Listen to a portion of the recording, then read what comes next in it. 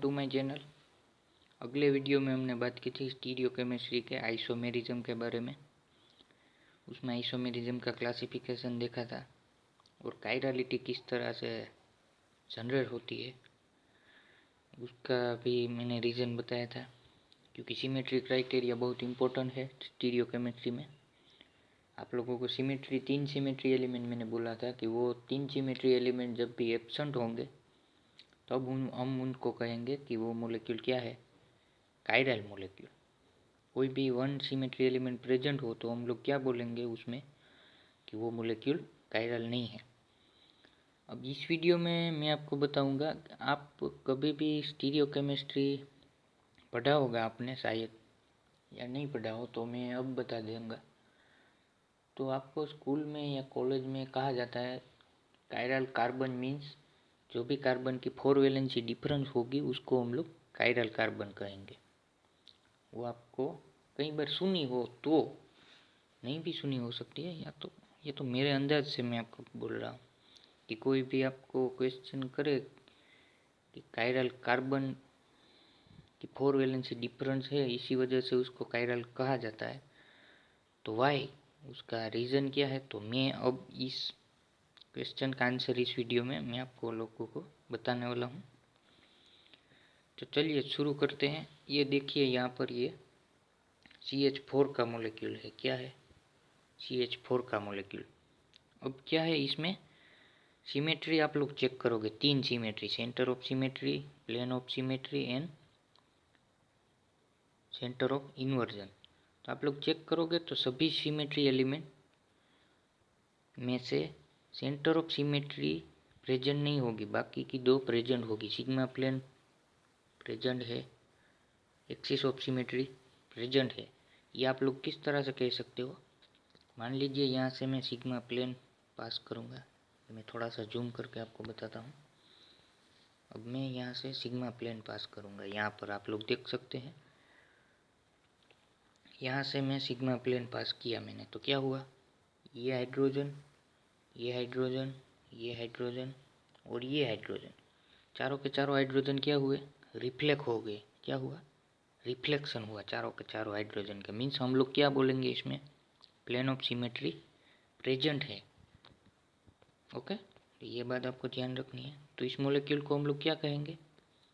Asymmetric molecule. जिसमें भी symmetry element present हो उसको हम लोग क्या बोलेंगे? एसिमेट्रिक मोलेक्यूल बोलेंगे। क्या बोलेंगे? Asymmetric molecule.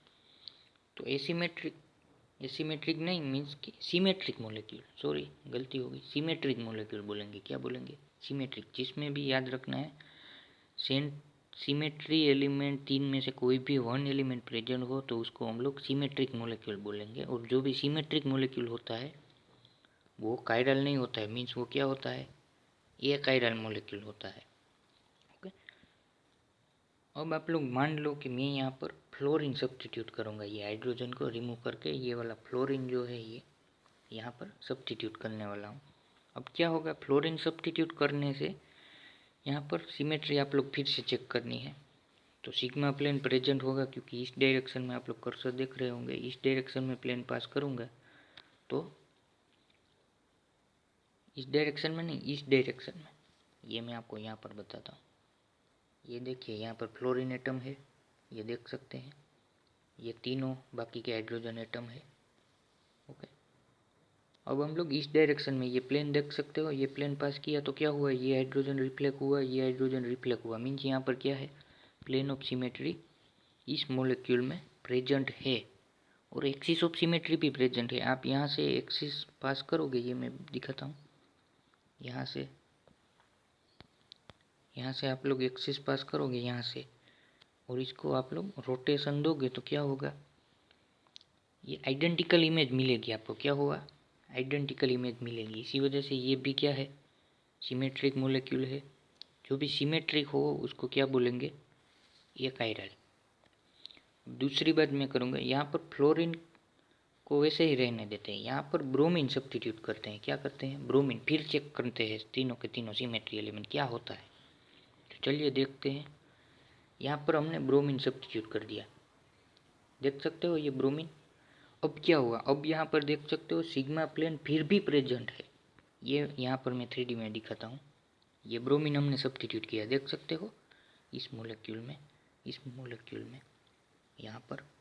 इसको मैंने रोटेट करके यहाँ पर लिखा है क्योंकि आज आपको समझ में आए कि मैं यहाँ पर प्लेन पास करूँगा। ये वाला प्लेन देख सकते हो, ये एडिटिंग में थोड़ी सी मिस्टेक है, मगर आप लोग समझ ही लोगे कि ये प्लेन यहाँ पर इस तरह सा प्लेन है। यहाँ पर कैसा प्लेन है, ऐसा ही प्लेन यहाँ पर है।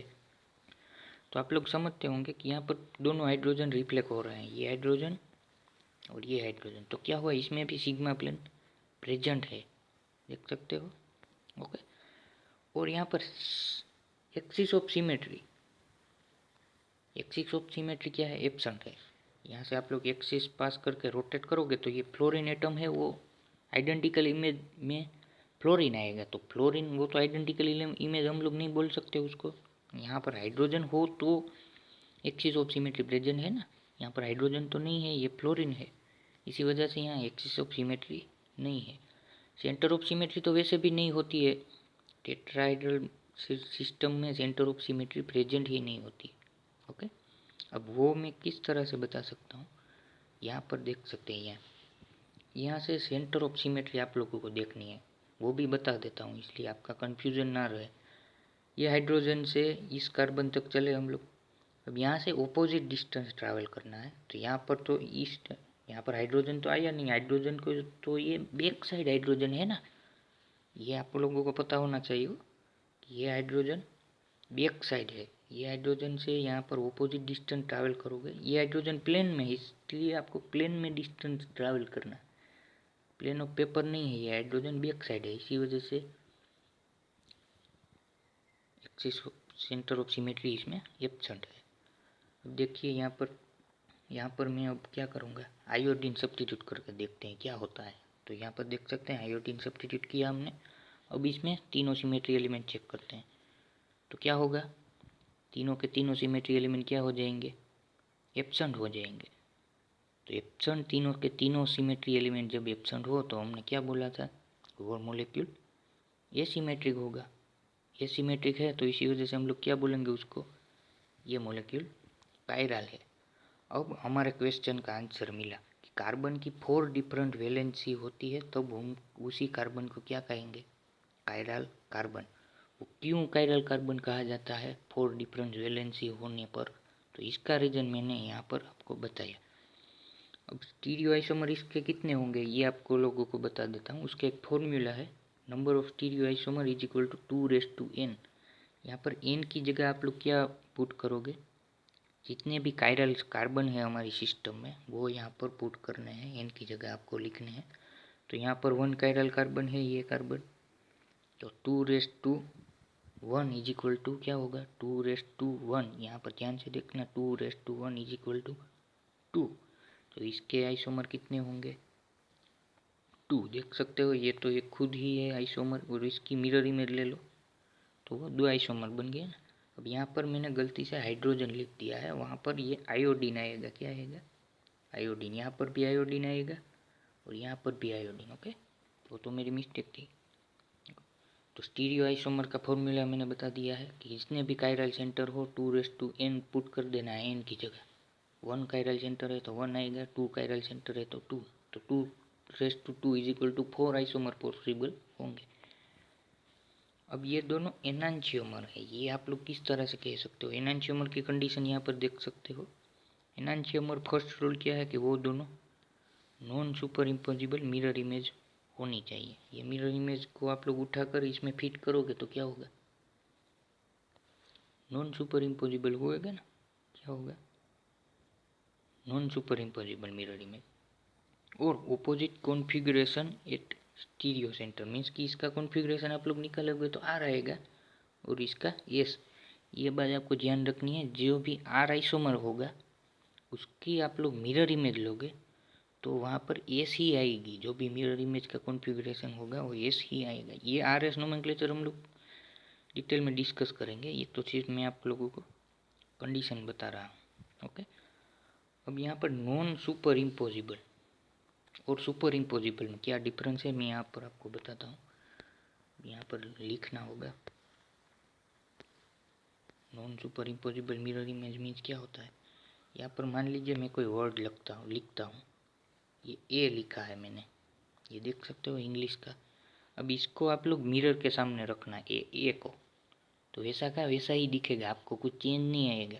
मान लो जी यहाँ मैं एक्स लिखता हूँ, ये एक्स को आप लोग मिरर के सामने रखोगे तो भी आप लोगों को एक्स जैसा है वैसा ही दिखेगा इंग्लिश का। अब तो इस दोनों को क्या बोलेंगे हम लोग, ए और एक्स को क्या बोलेंगे हम लोग, सुपर इम्पोजिबल मिरर इमेज है। क्या है, ध्यान से सुनना, सुपर इम्पोजिबल मिरर इमेज। और नॉन सुपर इम्पोजिबल किसे कहते हैं ये मैं आपको बताता हूँ। यहाँ पर थोड़ी सी स्पेस हो तो मैं तो आपको समझने में परेशानी ना हो। अब सुपर इम्पोजिबल किसे कहते हैं, मान लो जी मैं यहाँ पर ये वाई लिखता हूँ, ये इंग्लिश का वाई है। अब इसका मिरर इमेज, ये मिरर है और ये मैं आपको यहाँ पर इसका मिरर इमेज दिखाता हूँ। देख सकते हैं आप लोग, काफ़ी डिफरेंस है। ये वाई है वैसा ये वाई नहीं है, देख सकते हैं। तो इन दोनों को क्या कहेंगे हम लोग, सुपर इम्पोजिबल मिरर इमेज। ये दोनों यहाँ पर कर्सर देख रहे हो, इसको हम लोग non superimposable mirror image कहेंगे और इसको हम लोग सुपर इम्पोजिबल मिरर इमेज कहेंगे। और ये ए और एक्स है ना, उसको हम लोग सुपर इम्पोजिबल कहेंगे, इसको हम लोग नॉन सुपर इम्पोजिबल। तो वहाँ पर आपको कन्फ्यूजन नहीं होना है। अब यहाँ पर देखिए ये मोलिक्यूल सुपर इम्पोजिबल है, ये साइक्लोहेक्साडाइन देख सकते हो। इसको आप लोग मिरर के सामने रखोगे, यहाँ पर नीचे यहाँ पर कर्सर दिख रहा है, इसको आप लोग मिरर के सामने रखोगे तो वैसा का वैसा ही मोलिक्यूल दिखेगा। इसको भी, ये भी सुपर इम्पोजिबल है। ओके, तो ये थी बात आज के लिए। अगले वीडियो में हम लोग देखेंगे आइसोमर्स के बारे में, क्लासिफिकेशन देखेंगे। So thank you for watching this video.